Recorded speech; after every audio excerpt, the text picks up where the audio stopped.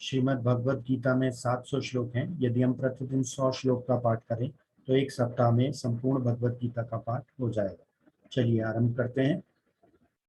जय श्री कृष्ण। जो जो सकाम भक्त जिस जिस देवता के स्वरूप को श्रद्धा से पूजना चाहते हैं, उस भक्त की श्रद्धा को मैं उसी देवता के प्रति स्थित करता हूँ। वह पुरुष उस श्रद्धा से युक्त होकर उस देवता का पूजन करता है और उस देवता से मेरे द्वारा ही विधान किए हुए उन इच्छित भोगों को निसंदेह प्राप्त करता है। परंतु उन अल्प बुद्धि वालों का वह फल नाशवान है तथा वह देवताओं को पूजने वाले देवताओं को प्राप्त होते हैं और मेरे भक्त चाहे जैसे ही भजें, अंत में वे मुझको ही प्राप्त होते हैं।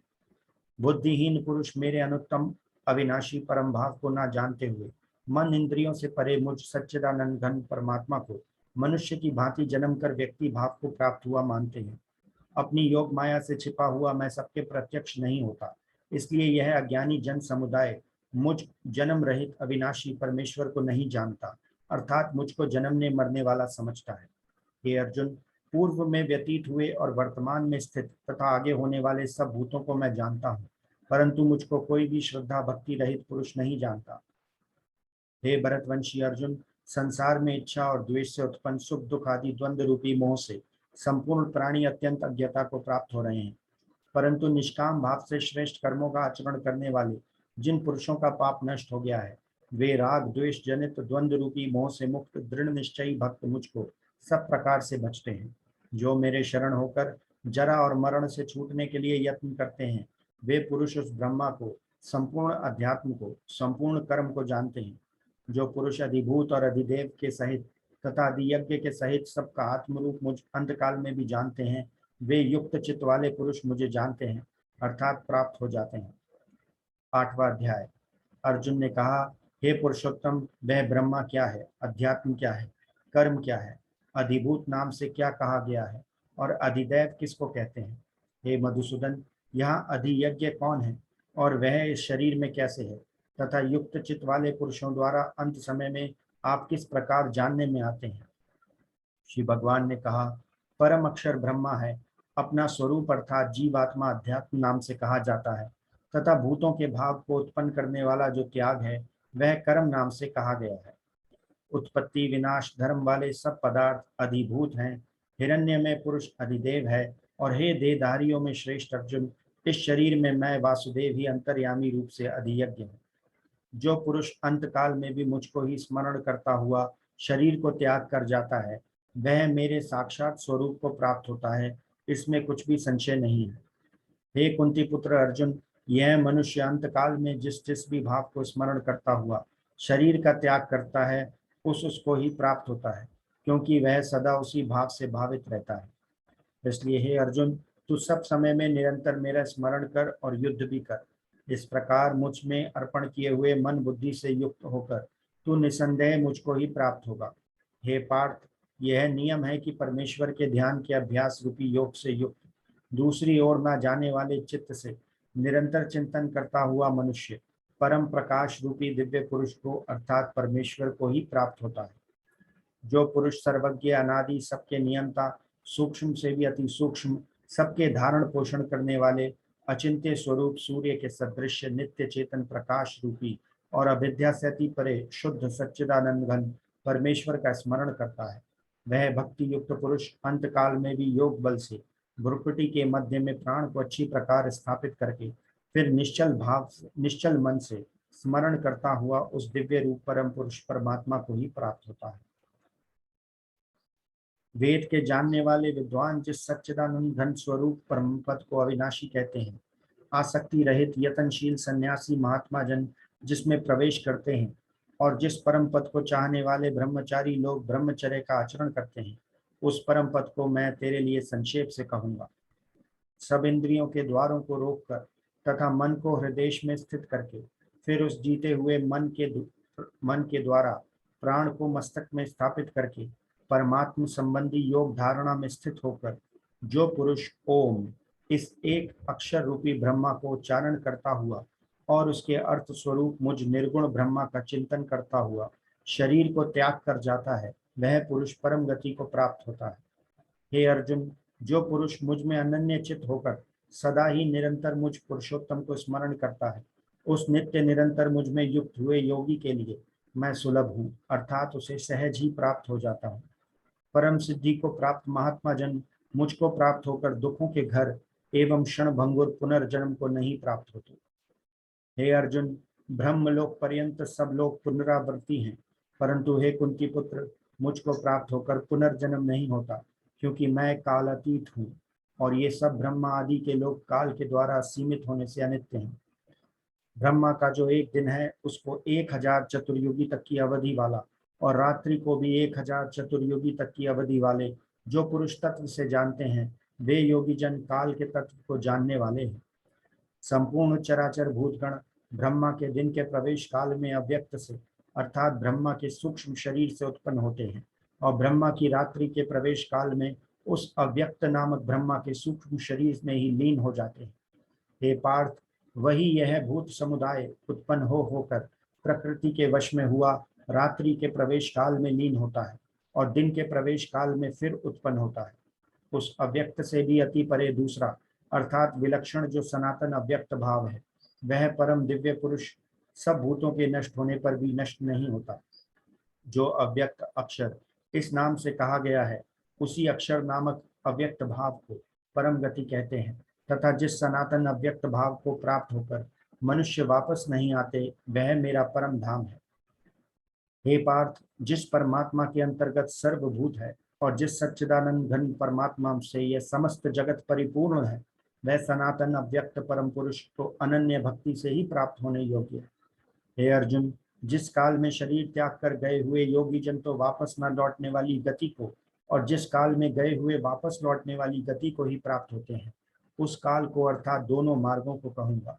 जिस मार्ग में ज्योतिर्मय अग्नि अभिमानी देवता है, दिन का अभिमानी देवता है, शुक्ल पक्ष का अभिमानी देवता है और उत्तरायण के 6 महीनों का अभिमानी देवता है, उस मार्ग में मरकर गए हुए ब्रह्मवेता योगी जन उपयुक्त देवताओं द्वारा क्रम से ले जाए जाकर ब्रह्मा को प्राप्त होते हैं। जिस मार्ग में धूम अभिमानी देवता है, रात्रि अभिमानी देवता है तथा कृष्ण पक्ष का अभिमानी देवता है और दक्षिणायन के 6 महीनों का अभिमानी देवता है, उस मार्ग में मरकर गया हुआ साकाम कर्म करने वाला योगी उपयुक्त देवताओं द्वारा क्रम से ले गया हुआ चंद्रमा की ज्योति को प्राप्त होकर स्वर्ग में अपने शुभ कर्मों का फल भोग कर वापस आता है। क्योंकि जगत के ये 2 प्रकार के शुक्ल और कृष्ण अर्थात देवयान और पितृयान मार्ग सनातन माने गए हैं, इनमें एक के द्वारा गया हुआ जिससे वापस नहीं लौटना पड़ता उस परम गति को प्राप्त होता है, और दूसरे के द्वारा गया हुआ फिर वापस आता है अर्थात जन्म मृत्यु को प्राप्त होता है। हे पार्थ, इस प्रकार इन दोनों मार्गों को तत्व से जानकर कोई भी योगी मोहित नहीं होता। इस कारण हे अर्जुन, तू सब काल में संबुद्धि रूपी योग से युक्त हो अर्थात निरंतर मेरी प्राप्ति के लिए साधन करने वाला हो। योगी पुरुष इस रहस्य को तत्व से जानकर वेदों के पढ़ने में तथा यज्ञ तप और दान आदि के करने में जो पुण्य फल कहा है, उन सबको निसंदेह उल्लंघन कर जाता है और सनातन परम पद को प्राप्त होता है। श्री भगवान बोले, तुझ दोष दृष्टि रहित भक्त के लिए इस परम गोपनीय विज्ञान सहित ज्ञान को पुनः भली भांति कहूंगा, जिसको जानकर तू दुख रूपी संसार से मुक्त हो जाएगा।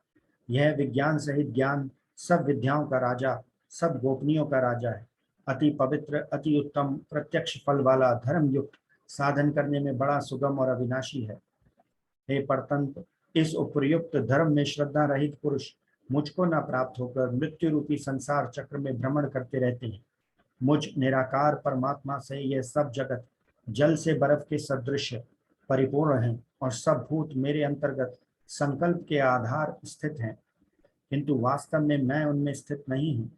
वे सब भूत मुझ में स्थित नहीं है, किंतु मेरी ईश्वरीय योग शक्ति को देख कि भूतों को धारण पोषण करने वाला और भूतों को उत्पन्न करने वाला भी मेरा आत्मा वास्तव में भूतों में स्थित नहीं है।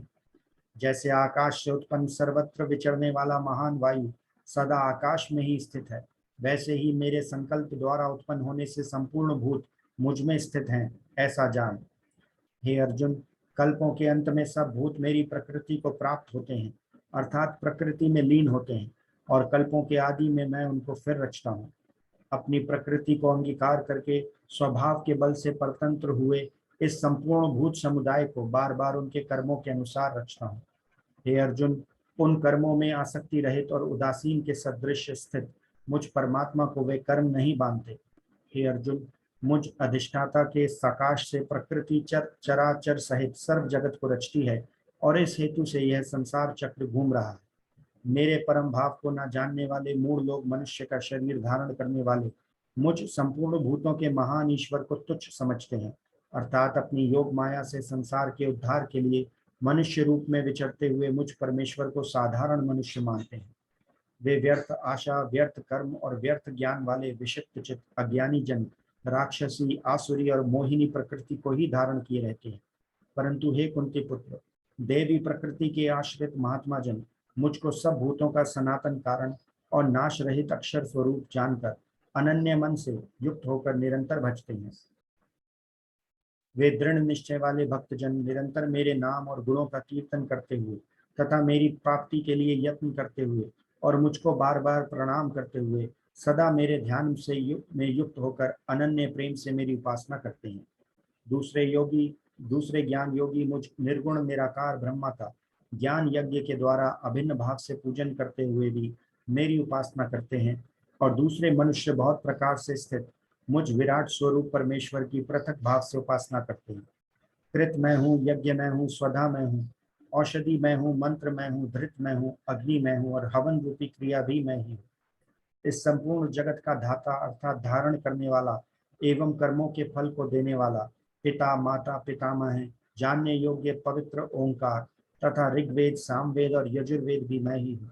प्राप्त होने योग्य परम धाम, भरण पोषण करने वाला सबका स्वामी, शुभ अशुभ को देखने वाला, सबका वास स्थान, शरण लेने योग्य, प्रत्युपकार न चाहकर हित करने वाला, सबकी उत्पत्ति प्रलय का हेतु, स्थिति का आधार, निधान और अविनाशी कारण भी मैं ही हूँ। मैं ही सूर्य रूप से तपता हूँ, वर्षा का आकर्षण करता हूँ और उसे बरसाता हूँ। हे अर्जुन, मैं ही अमृत और मृत्यु हूँ और सत असत भी मैं ही हूँ। तीनों वेदों में विधान किए हुए सकाम कर्मों को करने वाले, सोमरस को पीने वाले पाप रहित पुरुष मुझको यज्ञों के द्वारा पूजकर स्वर्ग की प्राप्ति चाहते हैं। वे पुरुष अपने पुण्यों के फल रूप स्वर्ग लोक को प्राप्त होकर स्वर्ग में दिव्य देवताओं के भोगों को भोगते हैं। वे उस विशाल स्वर्ग लोक को भोगकर पुण्य क्षीण होने पर मृत्यु लोक को प्राप्त होते हैं।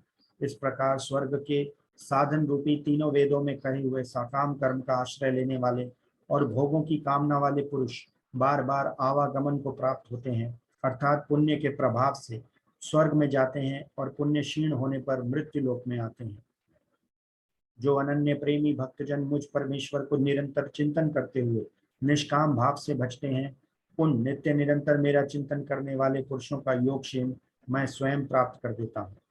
हे अर्जुन, यद्यपि श्रद्धा से युक्त जो सकाम भक्त दूसरे देवताओं को पूजते हैं, वे भी मुझको ही पूजते हैं, किंतु उनका वह पूजन अविधि पूर्वक अर्थात अज्ञान पूर्वक है, क्योंकि संपूर्ण यज्ञों का भोक्ता और स्वामी भी मैं ही हूँ।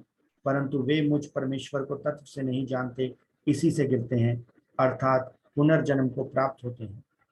देवताओं को पूजने वाले देवताओं को प्राप्त होते हैं, पितरों को पूजने वाले पितरों को प्राप्त होते हैं, भूतों को पूजने वाले भूतों को प्राप्त होते हैं, और मेरा पूजन करने वाले भक्त मुझको ही प्राप्त होते हैं। इसलिए मेरे भक्तों का पुनर्जन्म नहीं होता।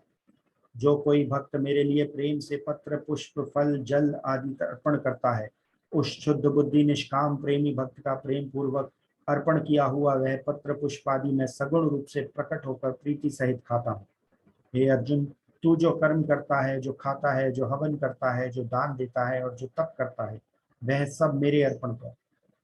इस प्रकार जिसमें समस्त कर्म मुझ भगवान के अर्पण होते हैं, ऐसे संन्यास योग से युक्त चित वाला तो शुभ अशुभ फल रूपी कर्म बंधन से मुक्त हो जाएगा और उनसे मुक्त होकर मुझको ही प्राप्त होगा। मैं सब भूतों में संभाव से व्यापक हूँ, ना कोई मेरा अप्रिय है और ना प्रिय है, परंतु जो भक्त मुझको प्रेम से भजते हैं वे मुझ में हैं और मैं भी उनमें प्रत्यक्ष प्रकट हूँ। यदि कोई अतिशय दुराचारी भी अनन्य भाव से मेरा भक्त होकर मुझको भजता है, और तो वह साधु ही मानने योग्य है, क्योंकि वह यथार्थ निश्चय वाला है, अर्थात उसने भली भांति निश्चय कर लिया है कि परमेश्वर के भजन के समान अन्य कुछ भी नहीं है। वह शीघ्र ही धर्मात्मा हो जाता है और सदा रहने वाली परम शांति को प्राप्त होता है। हे अर्जुन, तू निश्चय पूर्वक सत्य जान कि मेरा भक्त नष्ट नहीं होता। हे अर्जुन, स्त्री, वैश्य, शूद्र तथा पाप योनि, चांडाल आदि जो कोई भी हो, वे भी मेरे शरण होकर परम गति को ही प्राप्त होते हैं। फिर इसमें तो कहना ही क्या है, जो पुण्यशील ब्राह्मण तथा राज ऋषि भक्तजन मेरी शरण होकर परम गति को प्राप्त होते हैं। इसलिए तू सुख रहित और क्षण भंगुर इस मनुष्य शरीर को प्राप्त होकर निरंतर मेरा ही भजन कर। मुझ में मन वाला हो, मेरा भक्त बन, मेरा पूजन करने वाला हो, मुझको प्रणाम कर। इस प्रकार आत्मा को मुझ में नियुक्त करके मेरे परायण होकर तू मुझको ही प्राप्त होगा। श्री भगवान बोले, हे महाबाहो, फिर भी मेरे परम रहस्य और प्रभाव युक्त वचन को सुन, जिसे मैं तुझे अतिशय प्रेम रखने वाले के लिए हित की इच्छा से कहूंगा। मेरी उत्पत्ति को अर्थात लीला से प्रकट होने को ना देवता लोग जानते हैं, ना महर्षि जन ही जानते हैं, क्योंकि मैं सब प्रकार से देवताओं का और महर्षियों का भी आदि कारण हूँ।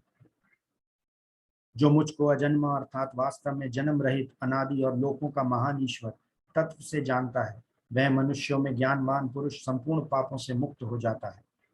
निश्चय करने की शक्ति, यथार्थ ज्ञान, असम्मूढ़ता, क्षमा, सत्य, इंद्रियों को वश में करना, मन का निग्रह तथा सुख दुख, उत्पत्ति प्रलय और भय अभय तथा अहिंसा, समता, संतोष, तप, दान, कीर्ति और अपकीर्ति, ऐसे ये प्राणियों के नाना प्रकार के भाव मुझसे ही होते हैं। 7 महर्षि जन, 4 उनसे भी पूर्व में होने वाले सनक आदि तथा स्वयंभुवादी 14 मनु, ये मुझ में भाव वाले सब के सब मेरे संकल्प से उत्पन्न हुए हैं, जिनकी संसार में यह संपूर्ण प्रजा है। जो पुरुष मेरी इस परम ऐश्वर्य रूपी विभूति को और योग शक्ति को तत्व से जानता है, वह निश्चल भक्ति योग से युक्त हो जाता है, इसमें कुछ भी संशय नहीं है। मैं वासुदेव ही संपूर्ण जगत की उत्पत्ति का कारण हूँ और मुझसे ही सब जगत चेष्टा करता है। इस प्रकार समझकर श्रद्धा और भक्ति से युक्त बुद्धिमान भक्तजन मुझ परमेश्वर को ही निरंतर भजते हैं। निरंतर मुझ में मन लगाने वाले और मुझ में ही प्राणों को अर्पण करने वाले भक्तजन मेरी भक्ति की चर्चा के द्वारा आपस में मेरे प्रभाव को जनाते हुए तथा गुण और प्रभाव सहित मेरा कथन करते हुए ही निरंतर संतुष्ट होते हैं और मुझ वासुदेव में ही निरंतर रमण करते हैं। उन निरंतर मेरे ध्यान आदि में लगे हुए और प्रेम पूर्वक भजने वाले भक्तों को मैं वह तत्व ज्ञान रूपी योग देता हूँ, जिससे वे मुझको ही प्राप्त होते हैं। हे अर्जुन, उनके ऊपर अनुग्रह करने के लिए उनके अंतःकरण में स्थित हुआ मैं स्वयं ही उनके अज्ञान जनित अंधकार को प्रकाश में तत्व ज्ञान रूपी दीपक के द्वारा नष्ट कर देता हूँ। अर्जुन बोले, आप परम ब्रह्म, परम धाम और परम पवित्र हैं, क्योंकि आपको सब ऋषिगण सनातन दिव्य पुरुष एवं देवों का भी आदिदेव, अजन्मा और सर्वव्यापी कहते हैं। वैसे ही देव ऋषि नारद तथा असित और देवल ऋषि तथा महर्षि व्यास भी कहते हैं, और आप भी मेरे प्रति कहते हैं। हे केशव, जो कुछ भी मेरे प्रति आप कहते हैं, इस सबको मैं सत्य मानता हूँ। हे भगवान, आपके लीला में स्वरूप को ना तो दानव जानते हैं न देवता है।